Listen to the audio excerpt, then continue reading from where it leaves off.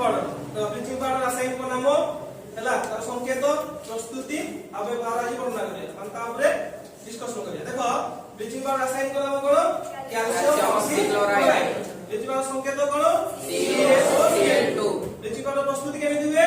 तबे शुष्क समित जल को यदि क्लोरीन गैस सहित हम प्रतिक्रिया करिवा ताले कोन ब्लीचिंग पाउडर सहित कोन सृष्टि हो जल सृष्टि हो ताले ता प्रस्तुति कोन शुष्क समित जल कोन CaOH2 Cl2 जतबे ए दुटा मिसिबो कोन सृष्टि हो CaOCl2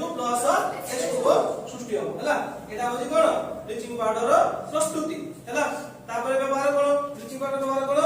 ना हमरो जल को जीवाणु मुक्त करिया पई हमें कोन करिया ब्लीचिंग पाउडर को व्यवहार करिया आउ का को ब्लीचिंग आउ को जगह ब्लीचिंग पाउडर व्यवहार करिया आउ को जगह रे देखो रासायनिक स्थिति परे ला जार को भाबरे कोन का करा जाय ब्लीचिंग पाउडर को व्यवहार करा जाय आउ कोन ब्लीचिंग पाउडर व्यवहार करिया बॉयल स्थिति परे